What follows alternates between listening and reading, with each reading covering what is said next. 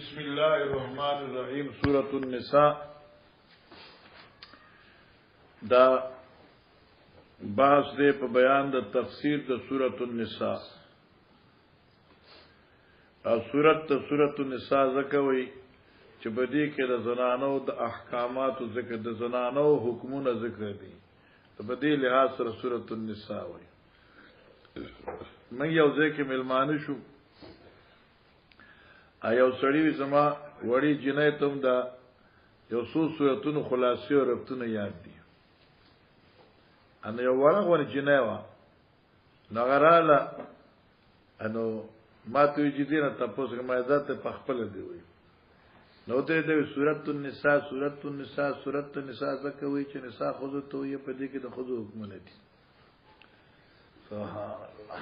اوله غونې وا نو وای ګور تم نه خېج ګور تعالی خلاصوم را له ربتم را نو سورۃ النساء ته نساء زکوي چې بدی کې د نساء احکامات دي اب دنیا کې کمزور قوم چې کم دي هغه زنانه ده او په دې صورت کې حکم دی د حقوق النساء چې د خود حقوق چې کم دي هغه ادا کوي او د خود حقوق ما پایمال کوي اسلام چې څومره خود له حقوق ورکړي دي داس ایس یو مذهب نشته دی او داس ایس یو قوم نشته دی چې هغه دین زیات حقوق خود له ورکړي سبحان الله کله چې قوم کې جهالت پیدا شي نا حقوق او غیر حقوق کې تمیز نشي کولای اوس د دې خلکو ازادي څه ته وي اوس کې یو خزه ده او هغه د خاوند خدمت کوي او د خاوند په کور کې ناسده او با عزت او با احترام ټماټر او پیاز او وړو هر څه خرچه خاوند راوړي او ورته کور کې اچي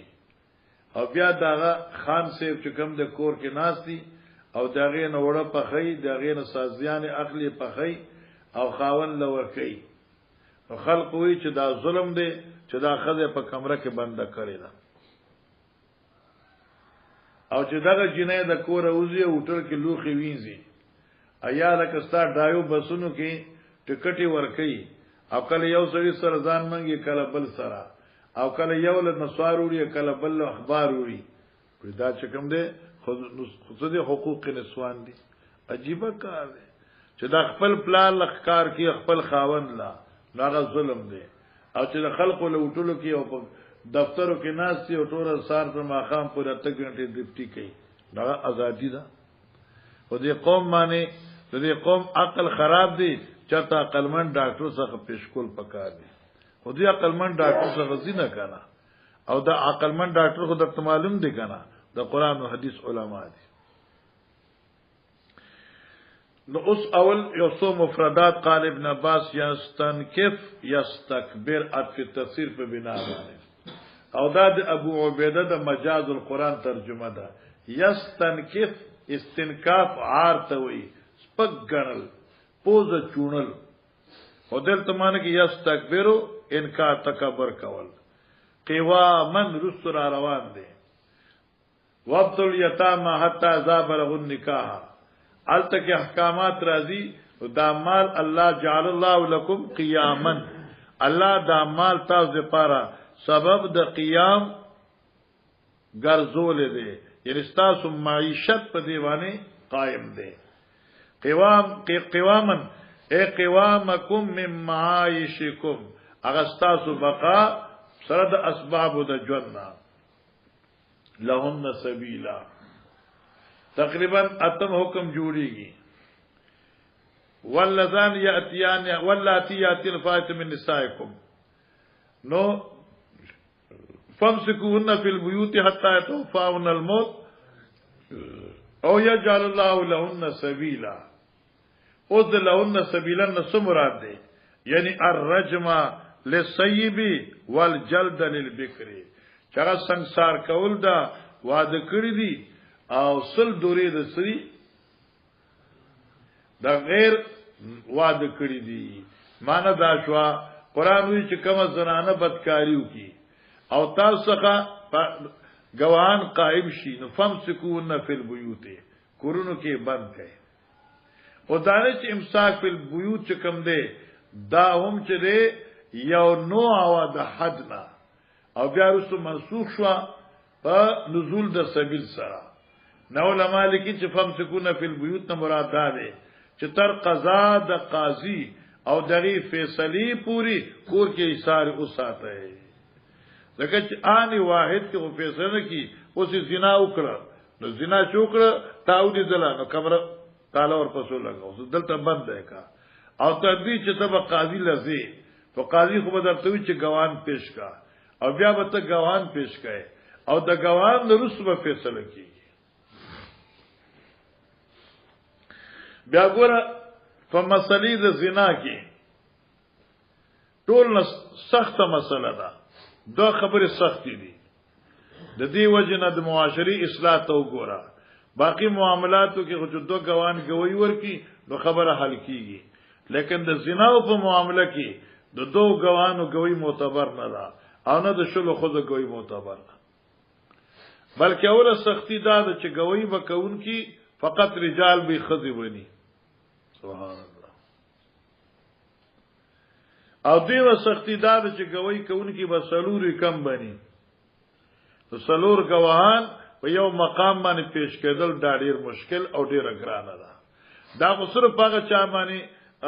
پیش کیږي چې علل اعلان بدکاری کوونکی او دای گواهان بزیاتی دا کدو که حادثي چې راځي دلته سلور سړي چته یو ځکې دي دا ډول سخت خبره بیا په دې سوال دا دی چې دا سلور گواهان لپاره زنا ول قرآن ذکر کړی دي سبحان الله سبحان الله د معاشري اصلاح لپاره ځکه چې اکثر داسي وي بعض علاقو کې زنانا غسنا کې نو خواخي په الزامات شروع کی نو خواخي وي چې دا ډیره کنجره دا فلان کې دا فلان کې دا الزه خواخي خور شي ور سره یا بل څوک شي نو بس اخذ پکې نو دې لپاره ګوان بسلور وی او دیو خبره علما ذکر کوي ډیر ناشنا خبره چې چونکه دا زنا دا د دو کسان معامله ده یو سړی دی بل خزره نو سړی او د خزي په اجتماع سره بدکاری کیږي نو ګویا کې دا زنا او معامله او د دې صدور د دو کسان نه کیږي چې دو کسان نشو نو گویا کې د هر یو کس مستقله معامله شو نو په هر یو کس باندې دو گواهان شو نو هر دو باندې سلور گواهان شو سړي بل معامله را مال دې دا سړي چې دا کار کړ دې بیا بل وی ما دا انوال ته خزه دیم داس کا دیم دا نو دو گواهان د خزه شو دو گواهان د سړي شو مشکل ستم وقال غیره چونکه د ابو عبیده وای چې ابن عباس تفسیر نه بغیر د سورته نساء آیات کې دی فن کې هو ما طاب لكم من النساء مثنى وثلاث ورباع ابن عباس په قراءت کې دلته کې په معنا کې تکرار دی بین مثنى دو دو وثلاث او درې درې ورباع او سلور په معنا کې تکرار دی لیکن دی وی چې د مجاز القرآن والا قال غیره ی ابن عباس نه بغیر د مثنا و ثلاث و رباع معنا په تکرار نه کی بلکې یعنی اسنتین و ثلاث و اربعه مثنا معنا اسنتین دو و ثلاث ای و ثلاث یعنی درې فقط و رباع یعنی اربع سلور په معنا کې تکرار نشته دی روایت ابن عباس کی د مسنا مانا دا مسنا ثلاثه واربع سلور دو درې لیکن د مجاز القرآن وی مسنا دو و ثلاثه او درې و اربع سلور مانا و تکرار کینی اوس په دې دا باس دی چې آیا دا عادت چې مکرر دی نو دا فقط دی ربا پوری دی او کې عشرات پورې دی. نو په دې کې مسلک د کوفیو دی او مسلک د بصریینو دی. هغه چې دا عادت خلاف القياس دي، نو دا د مسنا نواله تر عشرات پورې دي، لکه عشار و معشر، مسنا و ثلاث و اربع، و خماس و مخمس و سداس و مسدس، عشار و معشر، دا تر لسو عدد پورې مقرر دي او دا مسلک د کوفیه دی. هر چې بصریه دي هغه وی چې نه، عرب علما د عربو خلق دا عدد مکرره دروبان په بر نه دی ویلي، عدد مکرر دروبان بر نه دی ویلي، او دا چونکی مذهب د بصریانو دی او مذهب د بصری چې کوم د امام بخاری په نسبت باندې معتبر دی. نو ځکه دی وی ولا تجاوز العرب ربع، سمانا او تجاوز نکی اهل عرب په دې عدد مکرر کې پر ربع باندې، ربع نه بر به عدد مکرر نشته دی. اوس دې کې تکرار ولنه ذکر کړي. نو علماء چې یو خبره خدا چې ترک تکرار بنا بر شهرت دی، دیم دا چې دلته کې مقصود تکرار نه دی. دریم خبره دا چې د مذهب د امام بخاری عدم تکرارو زکه دې دا قول غوړه کړی دی. ٹھیک شو مخکې دا انور خبره خو په قران کې مزه کوي کنه، او چې دلته سوچوي او خلق وي چې دا نه خزه پکار دي، سوکه اتلس خزه پکار دي. باب في تفسير قوله تعالى وان خفتم لا تقسطوا في اليتامى فانكحوا ما طاب لكم من النساء. باب دې په بیان تفسیر د دې قول د باری تعالی چې یریږي تاسو چې انصاف نه کړی شي په بعد یتیم جنکو، نو فانکحوا نکاح کوي بغیر د یتیمانو نه، ما اغزنان او سره طاب لكم چې حلال ویل پار تاسو من النساء دعام خذنا، دا وجه خذنا ځکه دا کوم خذ دي کنه، دعام خذنا. اوس تفصیل د زمانه جاهلیت کې چې چا په پرورش کې با چې جنې پاتې شو یتیمه، ټیک شو، او هغه به خیسته وا او صاحب مال بوا، نو دغه مال قبضه کولو د پاره دی باغ جنې له برای نام مہر کې خود په خپل نکاح کې به اوساتله او بیا بغیر خود حقوق نه ورکول، خو صرف دغه باغ دی وجنه او د مال دی وجنه به ساتله. او چې غریب وا نو هغه با آی باندې به نه رحم او نه شفقت او نه به وس نکاح کوله.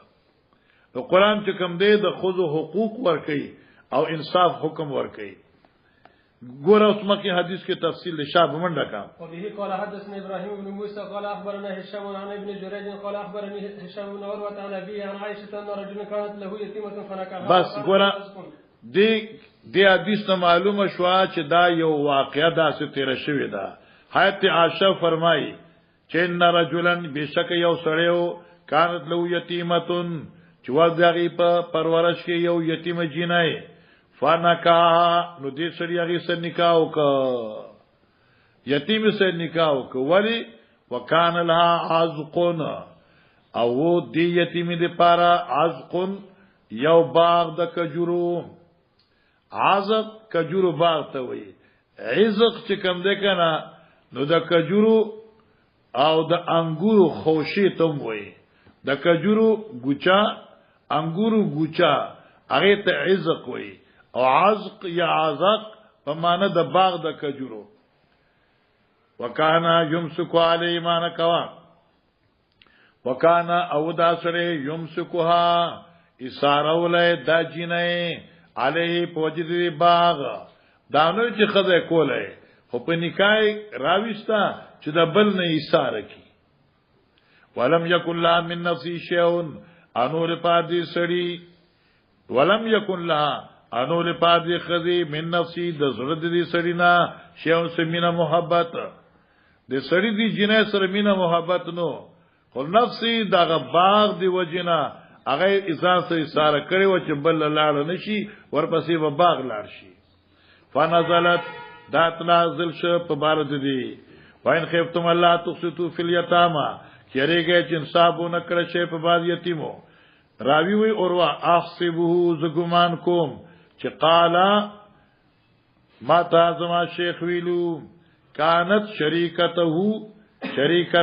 فی ذلک العزق فی وفي مالی دا یتیم چوا برخدار وا د دې سړی په دې باغ کې او په دې مال کې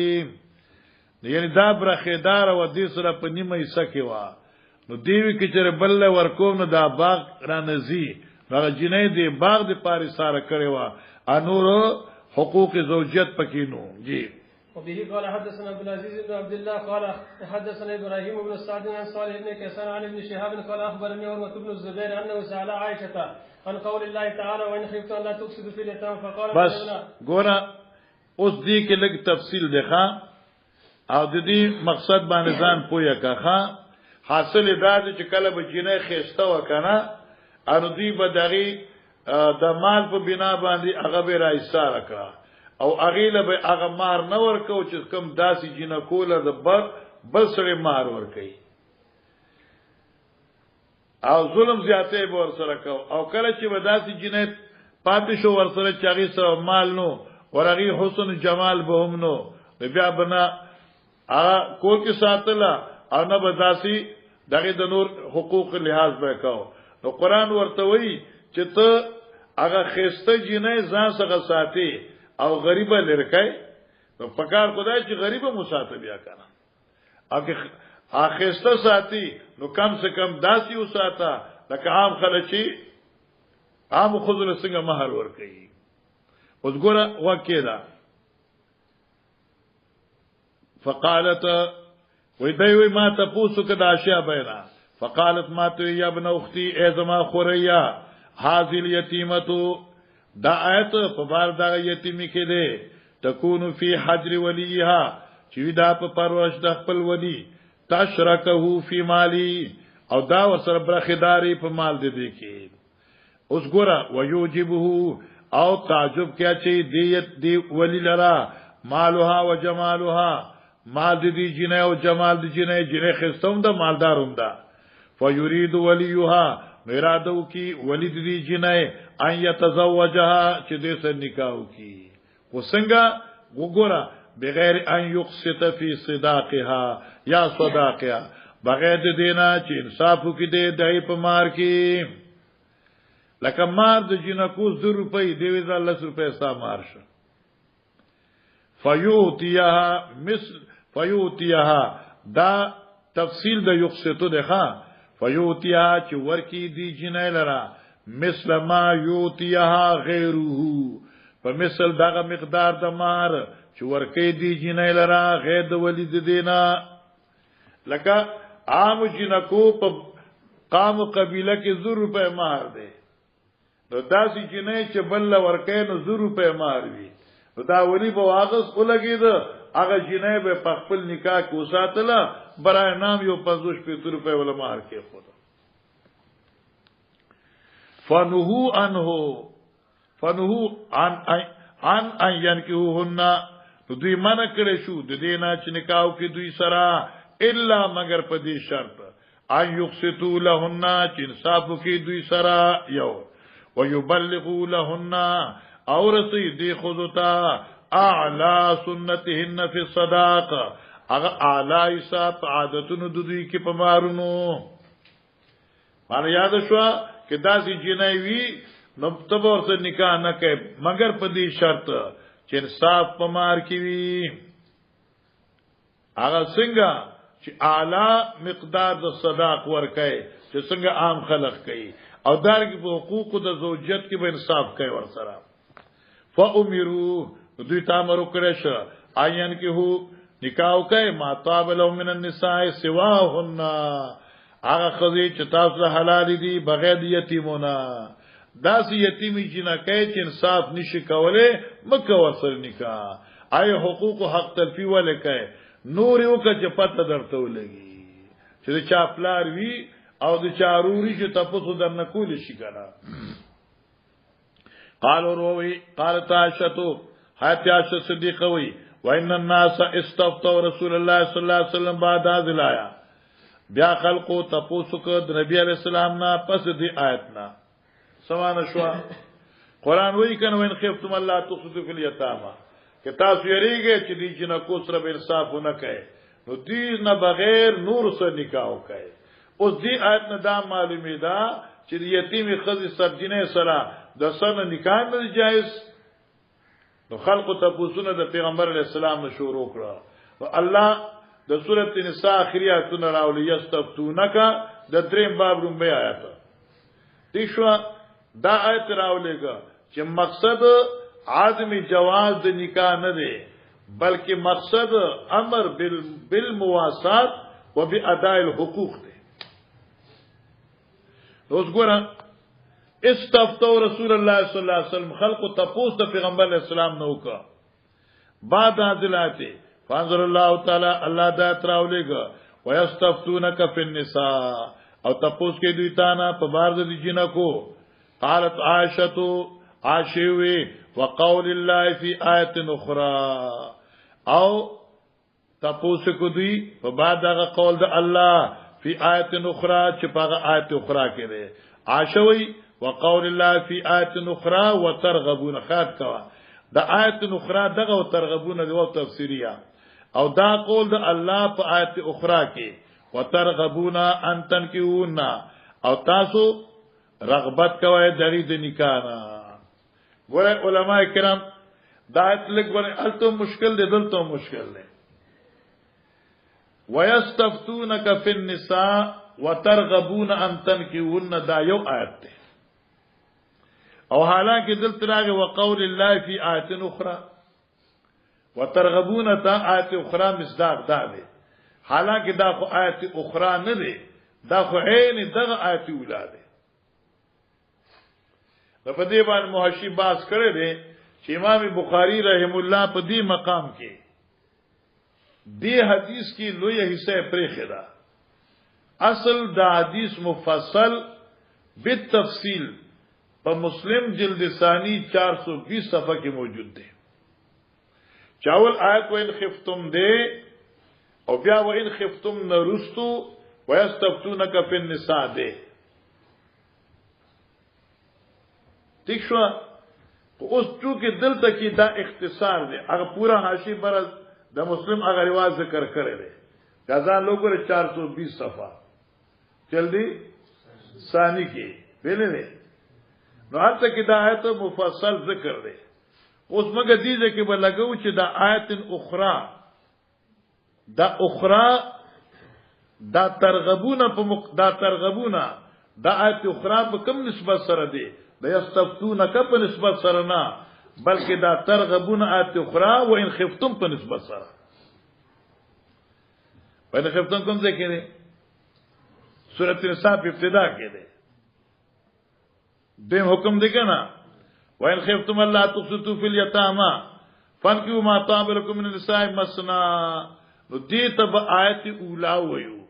او دای په مقابله کې آیت اخرى وترغبون به وایو لکه دلته بخاری کې مونږه دا سوی اوس معنی وکړي قالت عائشة وی عائشہ وقول الله فی آیت اخرى او قول الله په بدله د هغه آیت اخرى کوم آیت اخرى وان خفتم الله تقسطوا وترغبون به الله تقسطوا ذات وترغبون ان ترکوهن بیا دې ترغبون دو معنی دي یو دې رغبت مینا کول یو د رغبت اعراض کول دې ځکه معنی د اعراض اغستې شوی دا وترغبونا ان تنکحوهن او معنی او تاسو به رغبتی کوي دغې د نکاح کولونه بس یعنی رغبت احدکم ان یتیمه بیزاری د یو تاسو د نکاح د یتیم خپلنا حتا تكون قلیلة المال والجمال تر دې چغه قلیلة المال والجمال وی حسن نشته معلوم نشته نو ترغبونا پتا دغه د نکاح نه سکوي بیزاری کوي عاشوی فنه ان ينكحوا عمن رغبوا نو دوی د بیرغبته د بے مال جنکو په مقابله کې منع کړی شو چې دوی نکاح کی هغه مرغوبات جنکو سره حال بار پوشي لکه ستاپ پرورش کې چې داس یتیم راشي چې شوق د نکاح ني لوی د غربت او د بیرنګای نه نو ته نکاح نه کوي هغه حسین او جمیل سره هم نکاح نه کوي چلته انصاف نه کوي دلته نه کوي نو هغه خطر په نکاح کې ساره آلته مقصد انصاف ني خو د حسن نه ساره لہذا کې دوی سره مساوات نشي کوله هغه خسته جنکه په نکاح کې مراوله نو فنهو ان ينكحو من کړه شو د نکاح نه عمن د هغه جنکو رغبو فی مالی و جمالی فی یتام النساء چې دوی شوق ساتي د په مال او جمال کې په بعد یتیم جنکو الا بالقسط مگر په انصاف کې کوي نو بیا خو ډیره خدا من اجل رغبتهم عنهن لوجد بیزاری دوینا تو دی خلق دی جنکونا اذا كن قلیلات المال والجمال چکل دا قلیل المال والجمال وی دوی بیا ورته بے رغبتی کوي جی باب في تفسير قوله تعالى ومن كان فقيرا فليأكل بالمعروف فإذا دفعتم إليهم أموالهم فأشهدوا عليهم الآية وبدار مبادرة أعددنا فعلا من الأعتاد ګورا دی داوسو سلورم حکم شو الکا یتیم مال حفاظت وکای اوس کی یو سړی دی دای په پرورش کې یتیمانان دي او دغه سړی دغه یتیمانانو د مال نگرانی کوي نو آیا دی علا قدر نگرانی تنخواه غستی شي کې نشه غسته بخاری شریف وایي چې په قدر د نگرانی تنخواه غستی شي کې دغه نگرانی د مال باندې کې بل سړی او مقرر کې هغه له 100 روپے تنخواه ورکې نو دا تنخواه ته به کور واخله لیکن د یتیم د مال حفاظت وکا او بغیر د نگرانی اجرت د نگرانی نه اسی د یتیم مال خورل په دې کې دوه قول دي یو قول د احناف بالکل دا دي چې یتیم مال بالکل نه قرض اغستې شي نه اغستې شي دیم قول دا دي چې به حیثیت ته قرض اغستې شي خو اسی نشه اغستې جی سوچ فقیر وی د تاسو نه نو فلیاکل بالمعروف نو خرید مال دی یتیمنا په قدر د اجرت خپل فزا دفعت مل معلوم چواله کوي ته مالونه فاشدوا علیهم گوان په مقرر کړي الایا وبدارن معنی کې اے مبادرتن جلتی کوونکی وبدارن یکبر کنه وبدار جلتی کوونکی دغه د مشراینا اعتدنا مونږ تیار کړ دې اعتدنا پمانده اعددنا شمار او تیارول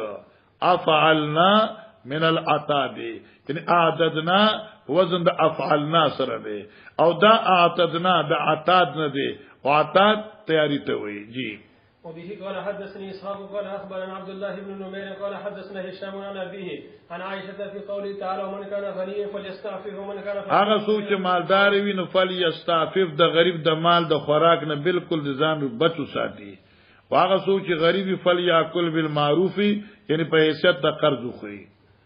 و انها نزلت في مال اليتيم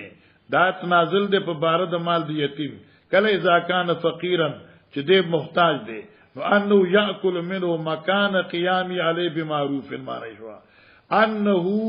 دا ولید یتیم یاکل منه خریشی د مال د یتیم نه مکان قیامی علی او مقابله د نگرانی دي په مال د یتیم او بالمعروف په طریقې سره لکه مثلا نگرانی دی پاره کې درېمګړې ساتي او تنخواه اخلي نو خې هغه تنخواه تاخله خود یتیم په مال کې انصاف سره نگرانی وکا جی باب في تفسير قوله تعالى واذا حضر القسمه اولو القربى واليتامى والمساكين والايه ګورا په دې آیت باندې دا اشکال دي چې دا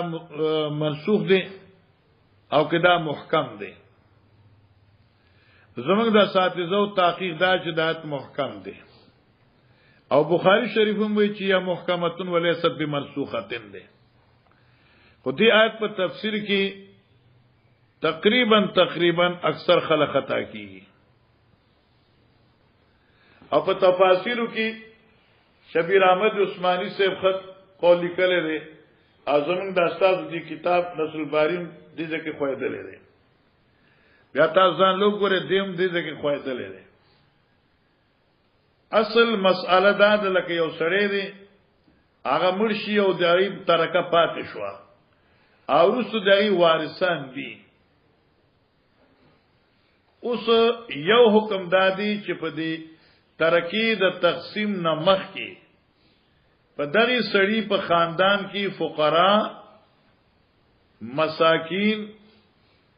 او یتیمانان هغه پاتې دي د دای بس حکمي نو اصل آیت مطلب دا دی چې چونکه د ترکی تقسیم په فوري طور سره ممکن نه دی نو دوی داسې چې کم بالغ خلق دي بالغان دي اغي دي یتیمانان اور مساکین چې کم اصحاب ارث دي دا بالغان د خپل ترکی نه دی یتیمانانو باندې به طور احسان د خوراکو کی دا خطوجی دا یا دیمه طریقه چې ته د خپل ترکی نه ورکای دغه یتیمانانو او د مسکینانو چې کوم د دې میت وارثان دي د دوی د برخینه دی ترکینا دوی له سوار کا او ورته چې تقسیم نورسو به کټکو تاسو لکه سلسل روپے والا ورکا او ورته چې سوه کې به مال تقسیمونو تاسو رسول روپے کټکو په دې ترتیب سره دات محکم دی او منسوخ نه دی انا یوسی سر ناسخ دی منسوخ دی ناغور ناسخ دی او دی کتابونه لیکل دي چې بای سو پور چې ترکت تقسیم شوی نی نو دی ترکینا عام یتیم اور عام مسکین لا بطور خیرات خرول شي بطور د خیرات خرول شي نو بیا پغی باندې اشکال دی چې دا مال خدا د چا دي د وارثانو دی وارثان به څوک بالغ وي څوک به نابالغ وي څوک به حاضر وي څوک به غیر حاضر وي نو د نابالغ په مال کې تاسو څنګه تصرف وکړه یا د غایب په مال کې څنګه تصرف وکړه او هغه وی چې دا عام یتیم عام مسکین شو او دا اطعام چې کوم دی د عامي ترکین شو او دا امر مستحب دی او منسوخ شو او موږ چې نه دا واجب دی او ترکی د میتنا دغه د یتیم اقربا عین اقربا مرادی یا د بالغین د خپل برخنه ول ورکی دا لوی کمال دی او که خپل برخنه ورکی نو د دوی د برخنه په اخري او سبب ورته چې تاسو روپے اغست دي هغه بدنه کټ کوما ان شاء الله آیت محکم دی او دا خسته آیت دی اذا هذل قسمه القربى واليتامى مساكين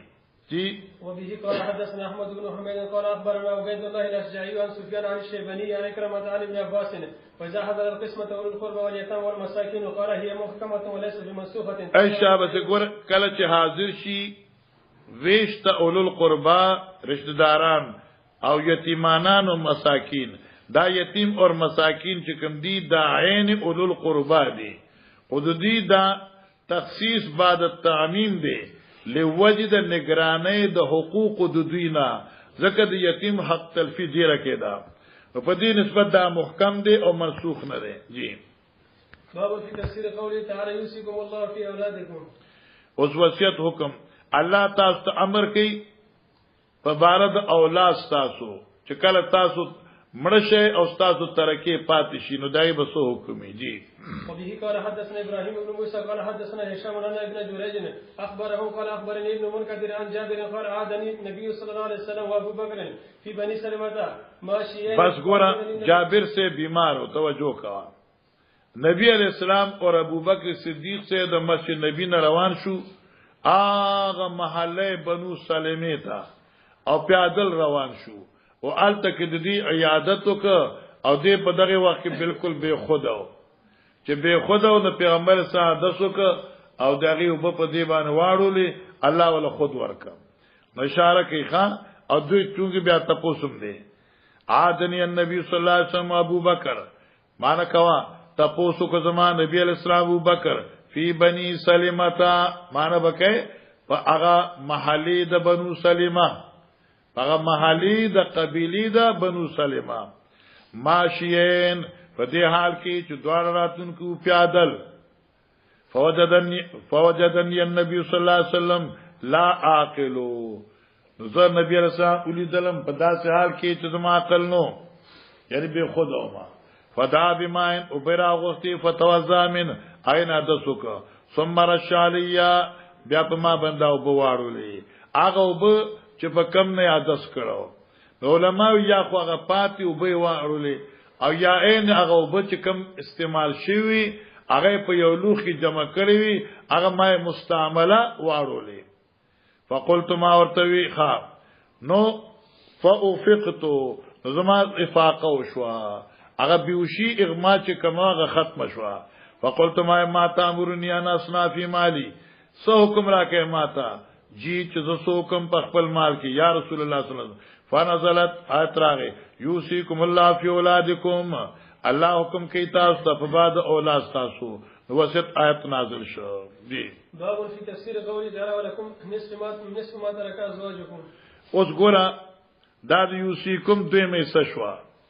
ولکم نصف ما ترک ازواجکم یوسیکم الله فی اولادکم او سوی ولکم نصف ما ترک ازواجکم تفسیر دې چې تاسو لپاره نیمه هغه مال نه دی چې پریګی دي تاسو خزي حقوق د زوجیت ذوی الفروض نسبیه ذکر نکړه او سببیه ذکر کوي جی وبه قال حدثنا محمد بن يوسف عن ورقاء عن ابن ابي نجيه عن عطاء عن ابن عباس قال كان المال للوالد وكانت الوصيه للوالدين فتخلاه ګوره لکه آیت الوصیت نمخ کې مال د سړی چې وسړی به مرشه نو مال به ټول زوی ته پاتې شي وکانت الوصیت للوالدين مور پلار د پاره وصیتو کې وصیتو کې لگا چا به 100 روپے ورکه چا به 100 روپے ورکه معنی داوا چې مور پلار د پاره وصیت کې دې شو خود مور پلار ته تړلې برخه نه و هغه تړلې برخه ټول چاوا د زوی و فنسخ الله من ذالک ما احب الله تبارک وتعالى دی آیت سره منسوخ لا خبر چې کوم الله خو خولې فجعل للذکر مثل حظل انسه یو الک په مقابله د دو جنکو برابر کا وجعل للابوین لكل واحد منهما السدس په صورت ته مرګ د بچی چې دغه اولاد وی الک یا جنې نو د مور او پلار کې هر یوی لره مستقل یو سدس دی اول ثلثا او مور د پاره ثلث دی کله چې سوي اولاد دیني نو ټول مال د پلار بشي او د مور ثلث بشي وجعل للمرأه الثمن والربع او کله چې سړی مرشي او خزه پاتې شي او د خزي یعنی د دې اولاد شته نو د خزي له سره د اولاد نه د خاون په ترکه کې اتم شو او په صورت د عدم اولاد د خاون په ترکه کې ربع شو ولی زوج الشطر والربع او چې کله خزه مرشي او خاون دی پاتې شي او اولاد ني نو د خزي ترکه کې د خاون نصف دی او کې اولاد وي نو د خاون سلورم ادا جی باب فی تفسیر قوله تعالی لا يحل لكم ان ترثوا النساء كرها الايه زمانی جاهلیت کې داو چې یو سړی به مرشه خزه به کونډه شو دا کونډي اختیار چې کم دی د مور پلار درونو خويندو بنو بلکې چې چا کله واده شي و نو د اختیار بدی هغه وو نو قران د غیرت کې لا يحل لكم ان ترثوا النساء حلال نه لپاره تاسو چې په میراث کې ونی وای خزه کرهن په مجبوره سره کرهن په زور سره الایا ويذكر عن ابن عباس لا تعذلوهن ما منا کوي دا خزه معنا لا تقهروهن اے قهر په مکوي غلبي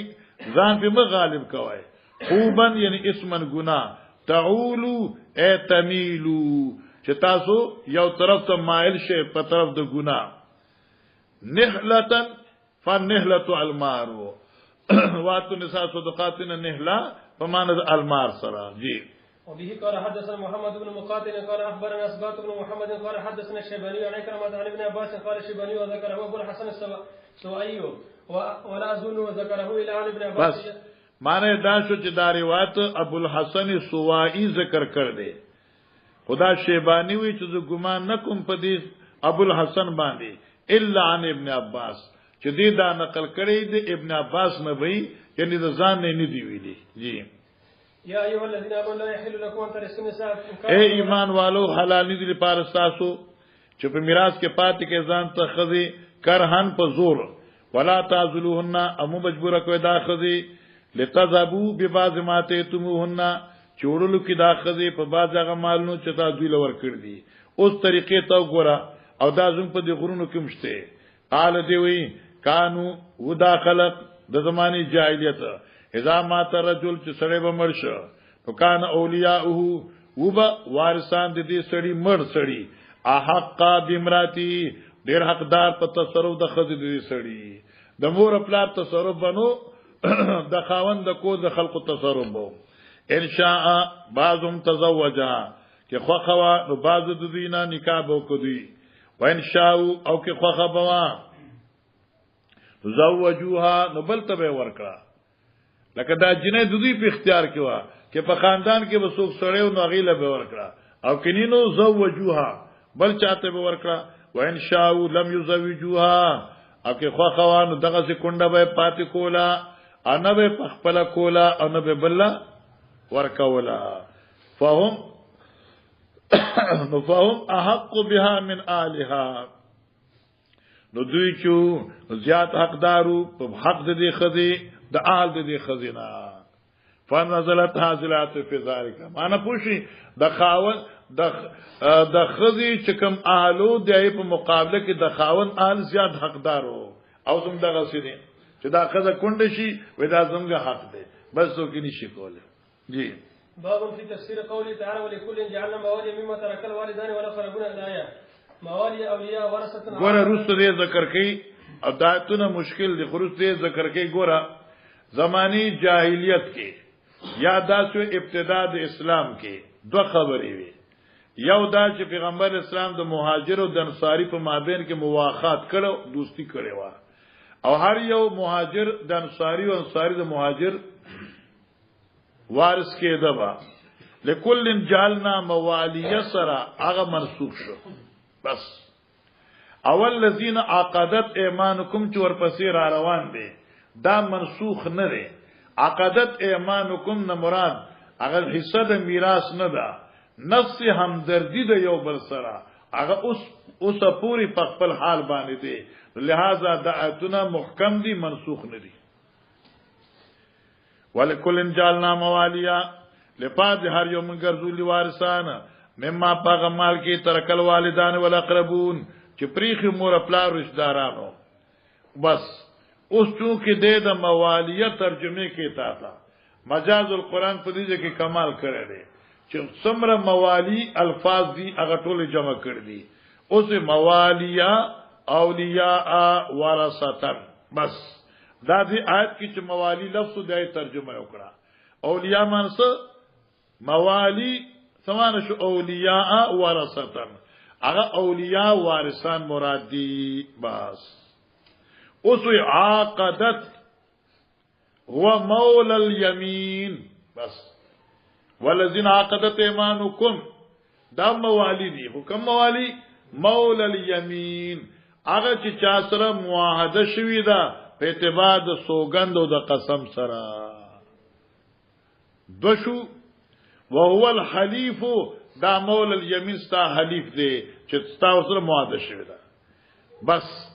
او درېمه توجی والمولا اذن ابن العم درېمه ترجمه شو او مولا د ترزوی ته وایي سلورم والمولا المنعم الموتق سلورمه ترجمه مولاوی منعم تا چې پتا احسان کړي الموتق چې ته آزاد کړي پنځمه ترجمه والمولا الموتق او مولا په معنی غلام آزاد کړي شی مرضی شپږمه ترجمه والمولا الملک په معنی بادشاہ سره وما والمولا مولا فی الدین والاحسان کے ان کے اور مرگرتیا کے ان کے بدین کی دا مولا گنے مانے شوی جی وبه قال حدثني السلط بن محمد قال حدثنا ابو سمد عن ادريس عن طلحه بن مصرف عن سعيد بن جبير عن ابن عباس ولكل جعلنا موالي قال ورثه ګوره مسلې ته وکیدا لکل جعلنا موالیا الله موږ د هر یو د پاره ګرځولي وارثان ابن عباس وی ورثتان یعنی موالی معنا ورثه شو والذین عقدت ایمانکم ورا کسان چې کلک شو دي اغه سره قسمونه تاسو اوس تفصیل کان المهاجرون و مهاجران لما قدموا المدینه هر کچ مدینه ترال يرث المهاجری الانصاریه یو مهاجر بدن انصاری وارث شو دون ذوی رحمه بغیر د رشتہ دارانو د نسبنا للاخوه التي او دال الاخوه د يرث الته یو مهاجر انصاری وارث کې د بولی للاخوه لوجد اغبای بندینا التي اخ النبي صلی الله علیه وسلم بینهم چې نبی علیہ السلام مواخات بای بندی راوي سو په من دوی کې فلما نزلت ولكل جعلنا مواليا نسخت تشوا نو سمانا دا استحقاق د میراث وجد مواخات منسوخ شو او باقی شو وجد نسبیت ثم قال والذین عقدت ایمانکم نو معلومه شو چې دا منسوخ نه دی او نه ناسخ دی والذین کسان عقدت ایمانکم چې کلک شوی دی ایسرا استاسو قسمونه څنګه لکه تا چا سره وعده کړی دا چې ته زمارو رزستارور نور میراث مال نه اتب زما خیر خوای کوي ازب استا خیر خوای کو او که په ما چاملو وکړه نو ته زما مدد کوي که په تاملو شو ازب استا مدد کو نو بیا منسوخ نشو او که عقدت ایمانکم نمبر 36 شي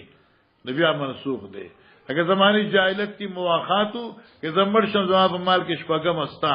او که تمر شتا په مال کې شپږم زما نو بیا منسوخ شو همغه د عقدت ایمانکم نا هغه برخه د میراث نه اخلو بلکې هغه برخه د خیر خوای اخلو بیا نه د منسوخ او بخاری دغه ته اشاره کوي ایمانکم من النصر هغه مدد والرفادتی معاونت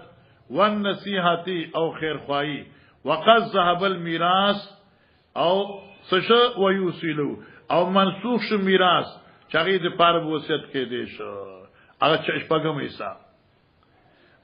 سید سمیا ابو اسامه ادریسا و سمیا ادریس طلحه اصل کې ګوره بډمبای کې ګوره حدثنا ابو اسامه عن ادریس عن طلحه التدوان عن انو هغه نه دا معلومه در چې دا حدیث معنعن دی امام بخاری وی چې نا ابو اسامه د ادریس نه اورید دي او ادریس د طلحه نه اورید دي دا معنعنه چې دا مسموعه ده جی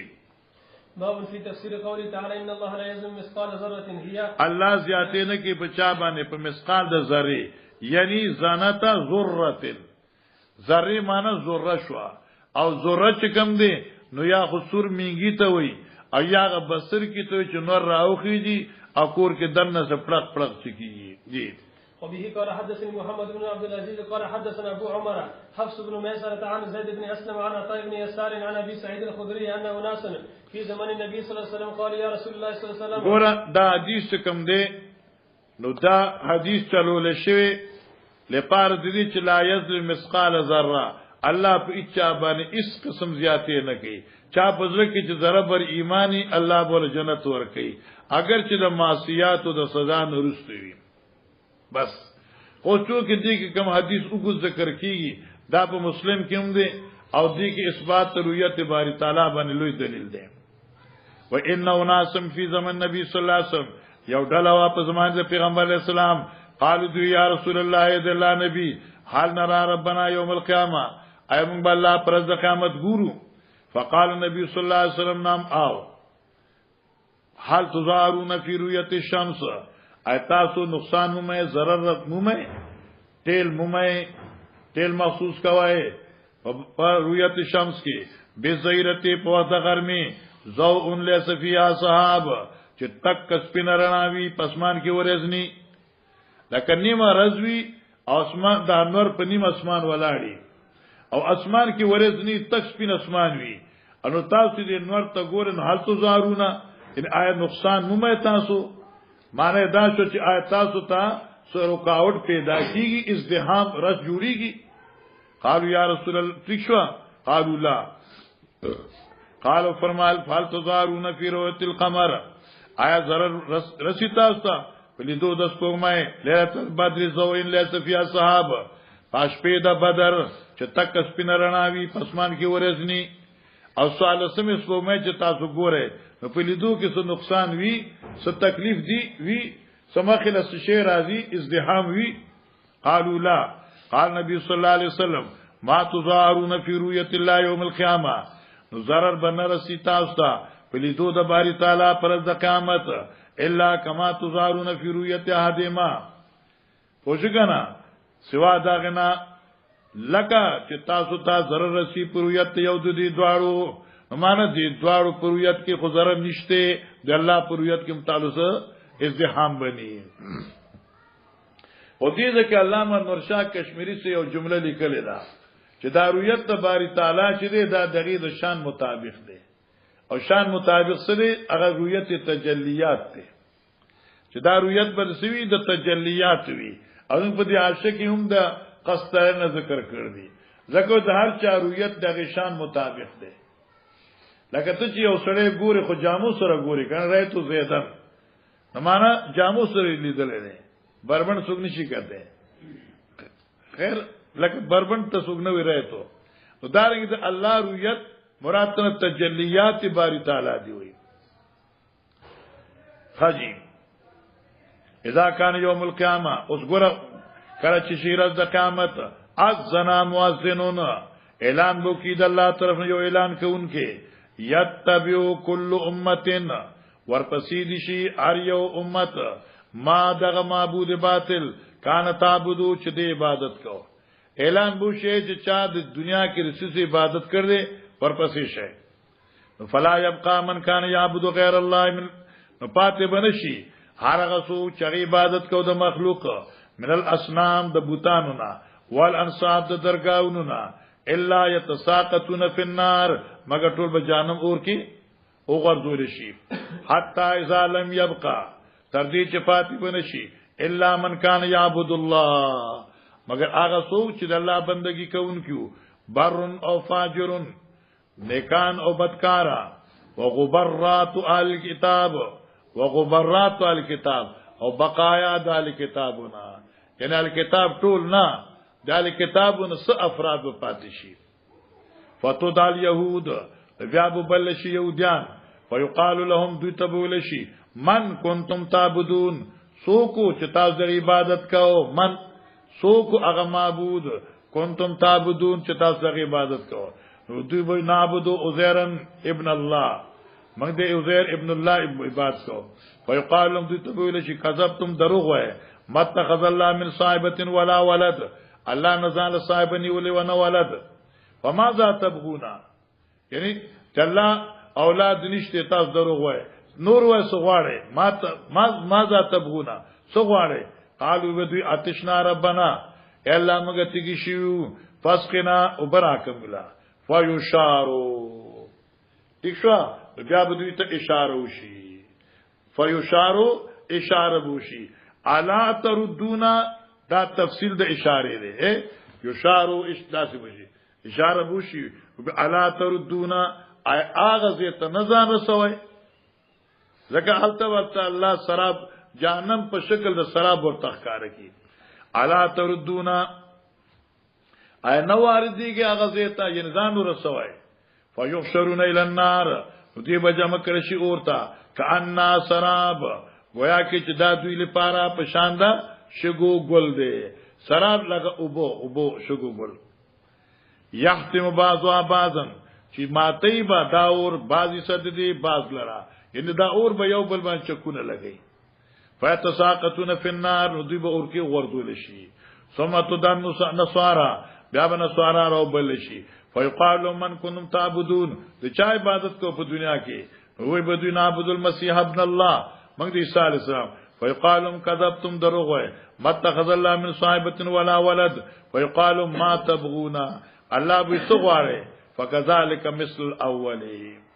دوی به موږ وبغواړو دوی ته به اشاره شي چې ځای اخوا ذی بسراب نو دغه سید يهوديانو په شان له مسله بشي مثل اول حتا اذا لم يبقى الا من كان يعبد الله ما شاء الله تر دې چې پاتې بنشي مگر هغه موحدین چې چا به الله عبادت کو من برن او فاجر نیکانو کی غیر نیکانو اتاهم رب العالمین غراب شدوی تعالی مهربان فی ادنا سورتن فاغا کمتر سورت کی من اللتی داغ سورتنا رأوه فیها چدوی لدلو اللہ پاغ سورت کی ادنا سورتن کمتر سورت یا اقرب سورتن لکه دین معلومی چدوی مخ کی اللہ پا یو سورت لدلے ہو اس بدی وقت کی اللہ اخپل ځان اخکار کی ان اخپل تجلیات اخکار کی خود آغا تجلیاتنا پا عکس سرا ٹھیک شو کنا فیقالو وبیر شدویتا ماذا تنظرون دسیز انتظار کوئی تاسو یتبیو کل امتن ما کان تعبد اللہ ما کان تعبدو ورپسیدشی اریو امت دار اغچا چه دی بات کو اغیب دنیا کی فقالو ندا مؤمنان بوئی اللہ اکبر فارقنا الناس فی الدنیا اے اللہ منگا پریخو خلق مشرکان پا دنیا کی علا افقر ما کننا الیہم اغزیات محتاج زمانہ کی چمنگو تا محتاجو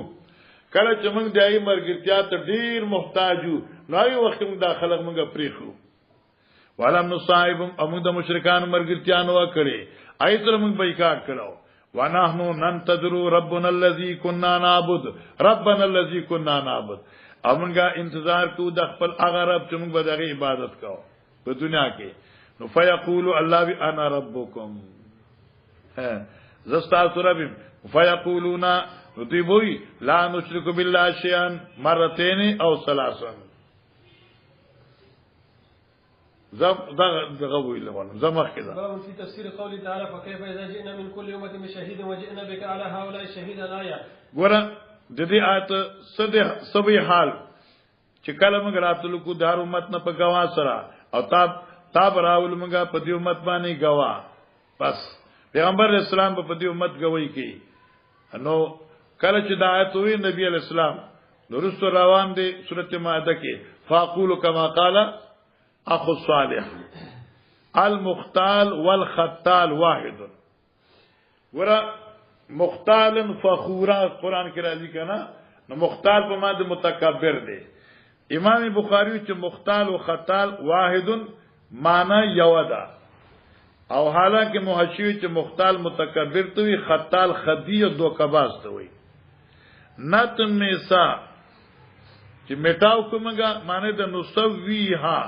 چې موږ دا مخونه برابر کو حتا تعودا کقفائهم کاقفائهم تر دې چې وار وګرځو موږ دوی لرا په شان د سوټونو دوی لکه رسو نه پوزه د نمخ ریشه نه وي دا مخونه به دا سیم خاړه کوله الله دې مساعدي خجی تمثل کتابه اے محاو تمسمان میټاول سره لکه یو سړي به خط ولیک بیا به میټاو کنه به تماسا اے محاو خط مړاوي کا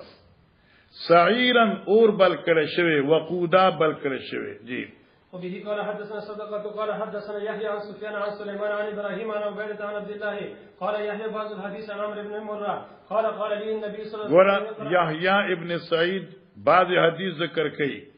عن عمرو بن مرة خدا ګوره دا مسله یاد کا چې حدثنا يحيى عن سفيان د کنه مخکي دا يحيى هغه مشهور عالم دی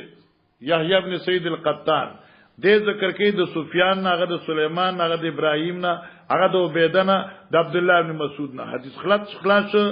اوس يحيى بعد روايت ذکر کوي د عمرو ابن مره نه د عمرو ابن مره د سليمان نه هغه د ابراهيم نه هغه د عبيده نه هغه د عبد الله ابن مسعود نه قال دی وی عبد الله ابن مسعود وی قال للنبي صلى الله عليه وسلم ما ته نبی علیہ السلام وی اقرا علیا بما ته قران واورا قلت ما اقرا عليك وعليك انزل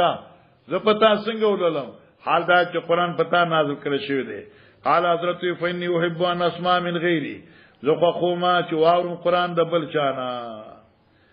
ګوره لاندې لیکي دي کې دوه شاری وی حضرت یو خدا چې عرض د قران دم عبادت دی چې بل نه واوري ابل دال چې لکه تدبر کله کله په خپل وینا کې دمر ناراضي لکه څومره چې سره دبل نه اوري فقرات علیه سورۃ النساء بما په نبی رسول سورۃ النساء شروع کړ حتا بلغت چې دې ته رسیدم فكيف اذا جئنا من كل امه بشهيد وجئنا بك على شهيدا قال وي امسك قال فاعل نبی علیہ السلام دے چې دا غزه تورث نبی علیہ السلام راته امسک بس کا دې زبان ادروا نو فاذن عینا او تذرفان چې ما وکتل نو ناصافه د حضرت سترګې مبارک چوي د اوخ کو نه لبريزي وي بس دې